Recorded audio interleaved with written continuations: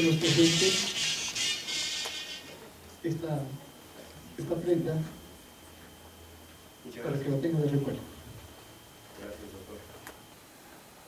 En nuestro servicio de neurocirugía en el Hospital Daniel Alcides Carrión de Huancayo, atendemos diversas patologías y la más, digamos, frecuente es la patología del trauma en neurocirugía. Y el trauma craneal y el trauma de columna vertebral nos ocupa gran parte de nuestro trabajo. Pero como quiera, sé que este congreso tiene que ver con enfermedades que tienen relación con la altura. Hemos escogido esta vez traer este tema de la neurocisticercosis,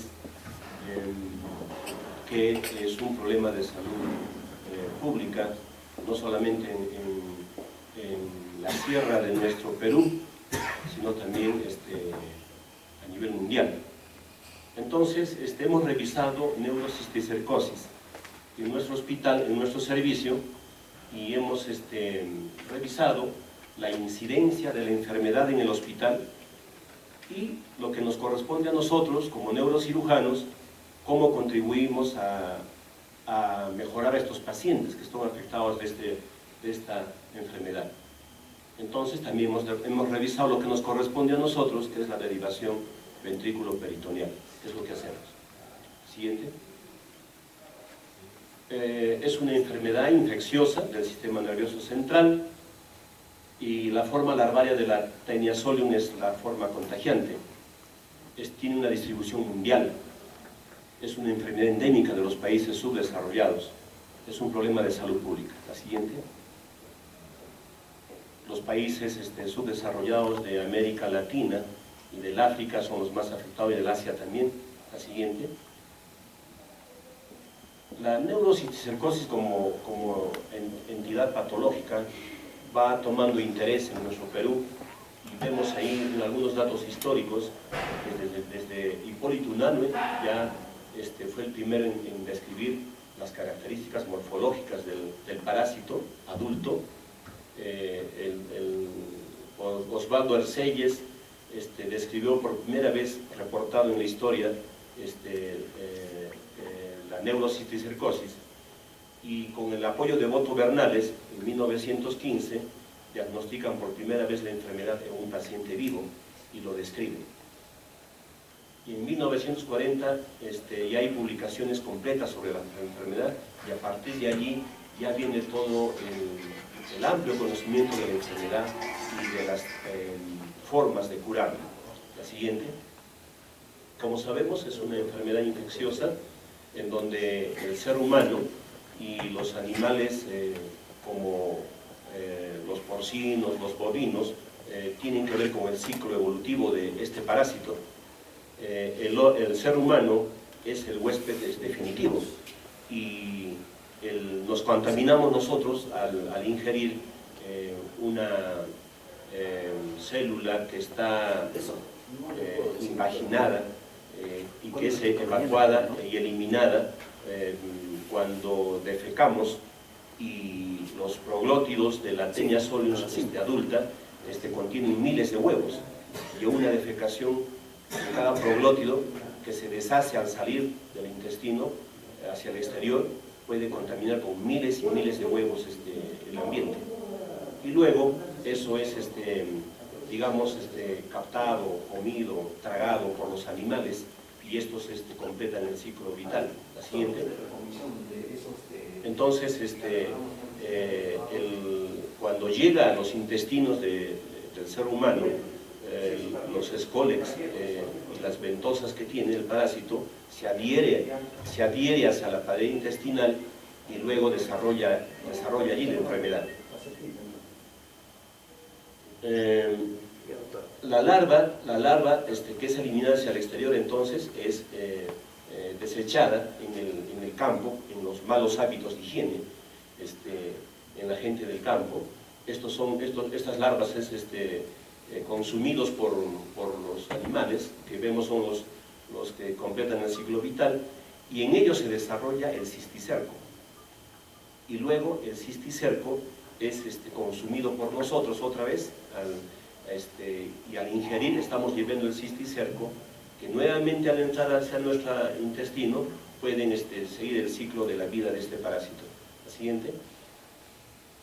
Vistas microscópicas del Scolex, y miren las ventosas que tienen con las que se adhiere hacia las paredes del intestino para seguir su ciclo vital. Sigue. Y entonces el hombre y los animales bovinos y los que tienen que ver con los cerdos completan el ciclo vital de la enfermedad. La siguiente. Estas son muestras macroscópicas de lo que puede producir esta enfermedad. Múltiples vesículas distribuidas en el parénquima cerebral, con los escoles que se pueden ver, y el hallazgo anatomopatológico que es característico, que alberga líquido en su interior. Siguiente, líquido coloide.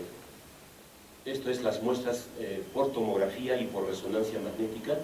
Es ya fácil diagnosticar esta enfermedad viendo una tomografía simple, sin contraste, y cuando sospechamos que se trata de la neurocisticercosis, entonces agregamos el estudio, ampliamos el estudio con contraste y vemos de que el halo a la vesícula capta el contraste y eso nos demuestra la presencia de este escolis.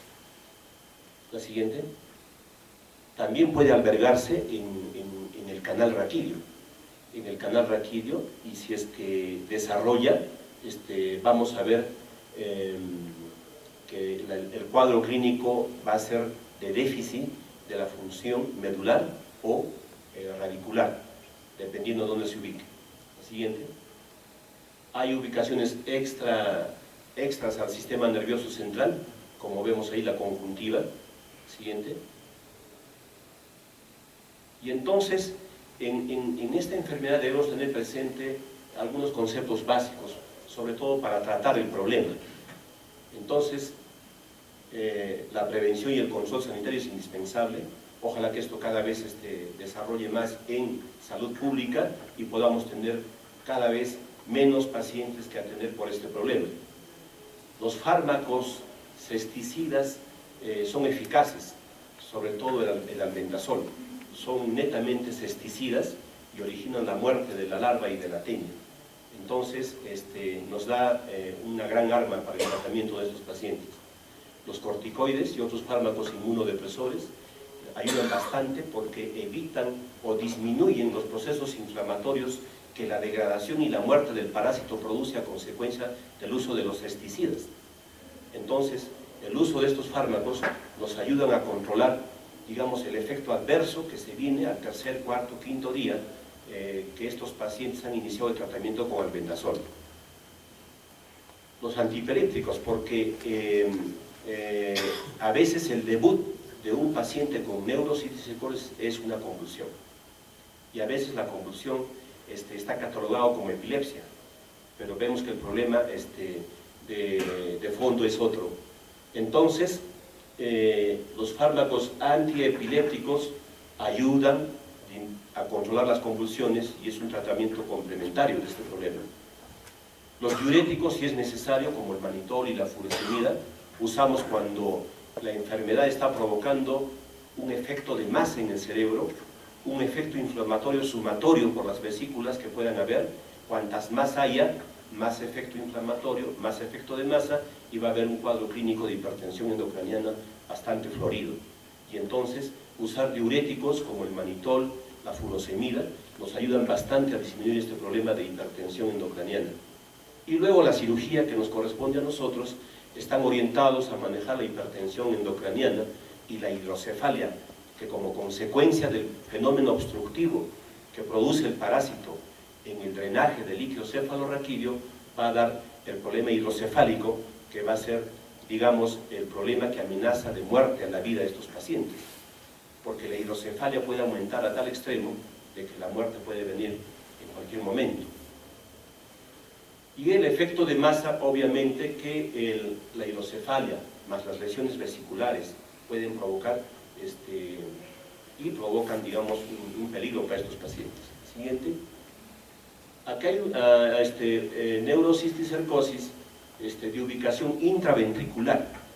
Como ven ustedes, el parásito puede estar ubicado dentro de los ventrículos y obviamente van a obstruir el sistema de drenaje del líquido cefalorraquídeo y van a provocar progresivamente la hidrocefalia. Siguiente.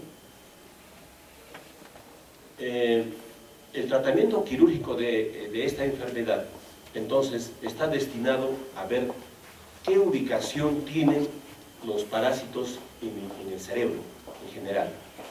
Si están ubicados en los espacios aracnoideos y en los espacios ventriculares, ¿qué van a producir? El fenómeno obstructivo y por lo tanto la compresión, la hidrocefalia obstructiva. Entonces ahí nosotros recurrimos a la derivación ventrículo-peritoneal. Si están ubicados en el espacio subaracnoideo, como vemos en las fotos de arriba, y están ejerciendo un fenómeno inflamatorio en el cerebro, entonces la resección a cirugía abierta es la indicada. Y la endoscopía ahora, la neuroendoscopía, permite la resección y la evacuación de estas vesículas de parásito que se ubican dentro de las cavidades ventriculares, como hemos visto en la foto anterior, obstruyendo el drenaje. Cuando están ubicados en el canal raquídeo, como hemos visto, van a producir fenómenos compresivos medulares y radiculares. Entonces la cirugía indicada es la laminectomía y la exéresis de los parásitos. La siguiente. Entonces, si tenemos nosotros neurocisticercosis de ubicación intraventricular, lo primero que tenemos que definir es si ese paciente necesita de emergencia una ventriculostomía que puede hacer la neuroendoscopía, fenestrando el piso del tercer ventrículo o fenestrando el septum pellucidum para comunicar y de esa manera derivar el desagüe de líquido cefalorraquídeo obstruido. Es otra de las posibilidades que tenemos. Si son muchos quistes los que están presentes dentro de la cavidad ventricular, habrá que tener en cuenta lo que señalan ahí, el número, la localización y el estado evolutivo de las lesiones y el estado general del paciente. Generalmente son pacientes, cuando llegan a esa situación, muy complicados, que digamos el deterioro neurológico ha conllevado a que los demás órganos y sistemas también tengan un deterioro progresivo. A veces obliga a que la endoscopía no pueda resecar y eliminar la cantidad de parásitos, porque algunos se adhieren hacia las paredes de los ventrículos y habrá que recurrir a la excisión quirúrgica a cielo abierto. La siguiente. Entonces, nosotros, ¿qué utilizamos en nuestro hospital, en nuestro servicio, como criterios para instalar un sistema de derivación ventrículo-peritoneal cuando tenemos un paciente que está diagnosticado con neurocisticercosis?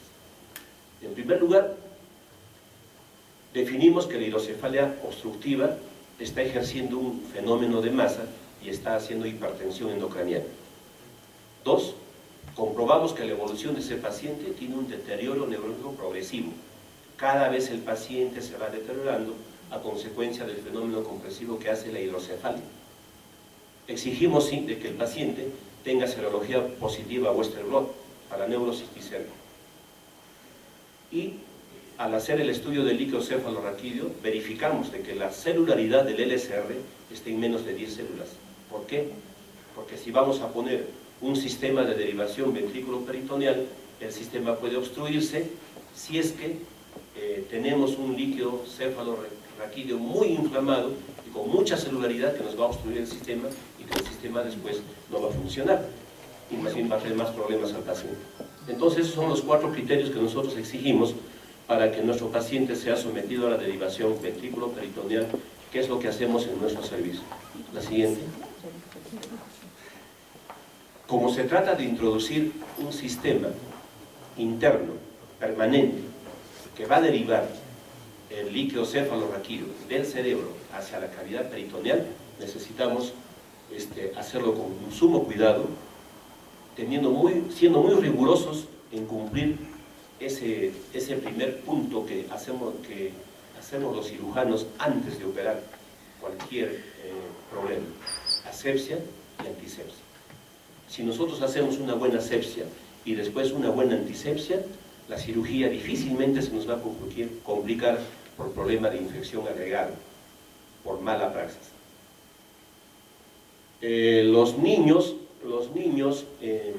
nos han permitido a nosotros los neurocirujanos empezar, digamos, el entrenamiento en este sistema de derivación, porque los niños hidrocefálicos también lo requieren y son los que en mayor proporción se les realiza este tipo de cirugía. Como ven al extremo abajo es el sistema de derivación que consta de un catéter proximal que se introduce hacia los ventrículos, se conecta a un reservorio que vemos hacia abajo y el reservorio se conecta al catéter distal que va a llevar finalmente la derivación de líquido cefalorraquídeo hacia la cavidad peritoneal, tunelizando el catéter distal por el tejido celular subcutáneo que va desde el cráneo-cuello, pasando por el cuello, la cavidad torácica y hasta introducirlo en la cavidad peritoneal. La siguiente. Los extremos de los catéteres distal y proximal tienen esa característica de ser fenestrados. Cada vez la tecnología va produciendo nuevos modelos de catéteres.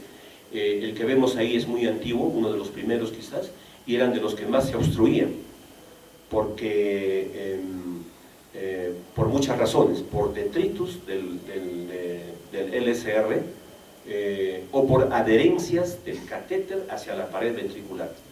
Entonces, ahora han diseñado catéteres que tienen un drenaje más abierto, que ya no tienen el extremo ciego, sino que además ahora lo dejan abierto. Y los modelos de reservorio, el que está acá a la izquierda es el clásico Pudens y el de la derecha es el modo Contour. Los dos son buenos, hay que saber aplicarlos. La siguiente. Entonces, la hidrocefalia obstructiva la solucionamos con el problema de la derivación ventrículo-peritoneal. El paciente y la hidrocefalia progresivamente mejoran, no mejoran rápidamente, mejoran progresivamente conforme el sistema funciona. La siguiente. Ese es el sistema de derivación ventrículo-peritoneal interno permanente. Estos son las derivaciones ventriculares externas a las que nosotros recurrimos en situaciones cuando el proceso además está contaminado. Hidrocefalia, por ejemplo, infecciosa, con gran celularidad del LSR. Entonces el sistema se obstruye. Entonces no optamos por ponerle el sistema de inicio, sino empezamos a evacuar la hidrocefalia con estos catéteres de derivación ventricular externa, y que, dicho sea de paso, lo que ven ahí de muestra son muy caros. Más o menos cuesta $300. Nuestros pacientes no pueden comprar estos sistemas. Nosotros hacemos uno muy parecido, que funciona de la misma manera, pero hay que tener mucho cuidado de estar vigilándolo, y que al paciente le cuesta $5.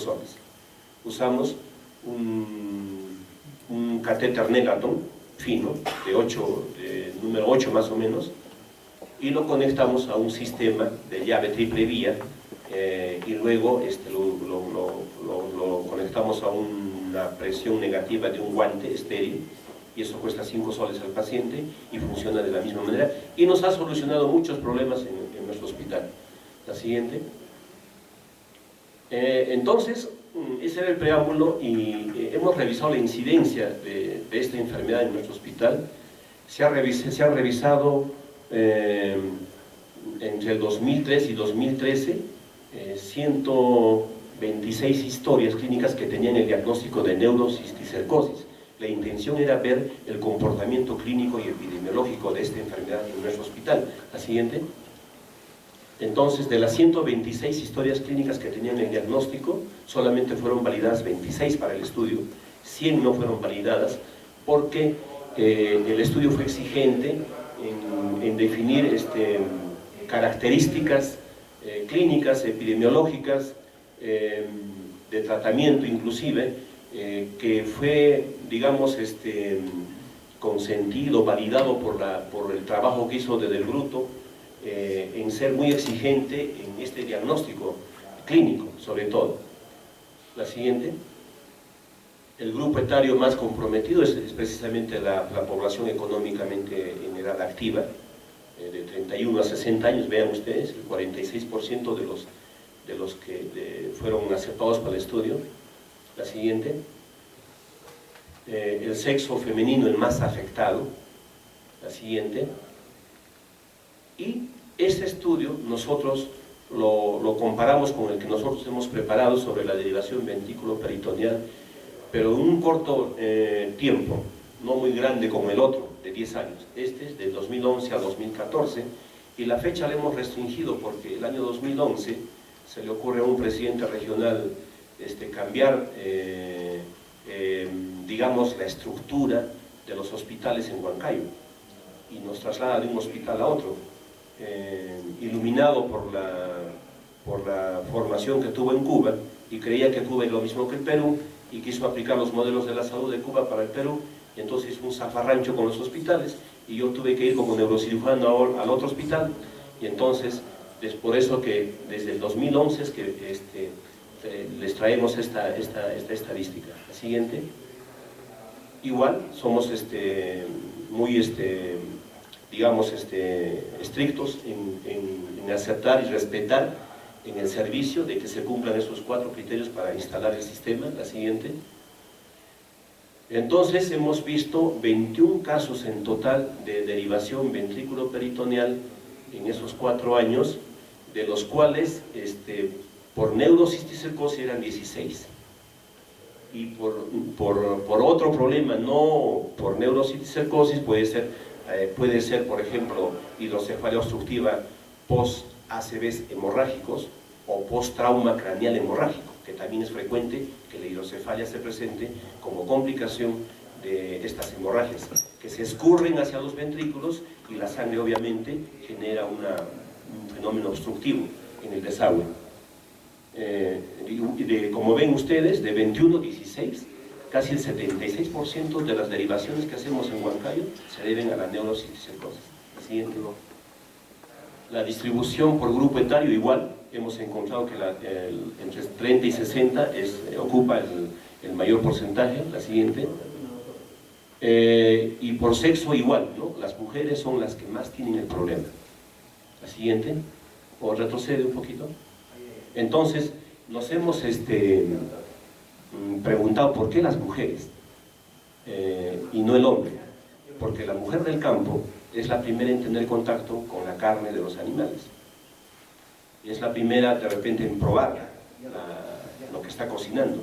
En cambio, el hombre ya llega después de trabajar en la chagra, en el campo, y ya encuentra la comida bien cocinada. Entonces, quizás sea esa una explicación por qué la mujer tiene mayor prevalencia en esta enfermedad. La siguiente. Bueno, eso es lo que hemos preparado, digamos, para esta ocasión. Gracias por la atención.